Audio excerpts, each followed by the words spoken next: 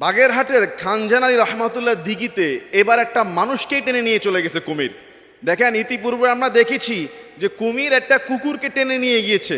এটা নিয়ে সোশ্যাল মিডিয়াতে এবং সারা বাংলাদেশে অনেক আলোচনা হয়েছে, অনেক পশুপ্রেমিকরাও কথা বলেছেন। আমি বলবো এবার সেই সমস্ত পশুপ্রেমিক সহ যারা আছেন, মেহেরবানি করে শুধু রাস্তায় নামবেন না। বাগেরহাটের দায়িত্বশীল কারা, এমপি, মন্ত্রী, প্রশাসক, থানা ওসি, ওসপি, ওদেরকে একটু জিজ্ঞাসা করেন যে আর কতকাল হলে আপনাদের টনক নড়বে। এবার আপনার সেই কুমির একটা বাচ্চাকে টেনে নিয়ে চলে গেছে এবং সেই বাচ্চা মারা গিয়েছে। আপনি চিন্তা করেন, একটা জানোয়ার, হিংস্র, এটা একটা মাজারের পাশে পালতেছে, মানুষ সেখানে মান্যত করে মুরগি দিচ্ছে, ছাগল দিচ্ছে, গরু দিচ্ছে, ভেড়া দিচ্ছে, মাংস দিচ্ছে, আর সেখানে গিয়ে জিকির করতেছে। সেই কুমিরের সন্তুষ্টি কামনা করছে যাতে করে মাজারের যেই খানজান আলী রহমতুল্লাহর যে মাজারের পীর, উনিতে খুশি হয়। নাউজুবিল্লাহি মিন যালিক। এদেশের প্রশাসনের কবে টনক নড়বে আমি জানি না। হ্যাঁ ভাই, টনক নাকি নড়েছে।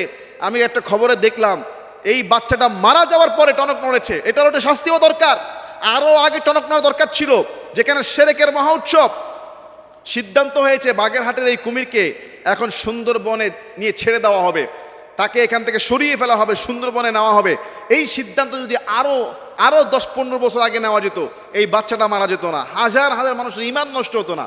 এখানে গিয়ে মানুষ বলে আয় আয় আয় বাবা আয়, কালা পাহাড় সাদা পাহাড় বলে ডাক দেয়, এরপরে তাকে মুরগি দেয়, ছাগল দেয়, তার কাছে চায়, মান্যত করে, ছেলে হয় না ছেলে হবে। শিরক, ইন্না শিরকা লা যুলমুন আযীম।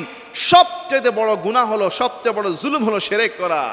এই শিরকের গুনাহ থেকে বান্দাকে আল্লাহ সহজে মাফ করেন না। আল্লাহ সমস্ত গুনাহ মাফ করে দেন, কিন্তু শিরকের গুনাহকে মাফ করেন না। আল্লাহ ছাড়া পৃথিবীর কারো কাছে চাওয়া যাবে না, কারো কাছে মান্যত করা যাবে না। আল্লাহ আমাদেরকে বুঝার, আমল করার তৌফিক দান করুক। আল্লাহুম্মা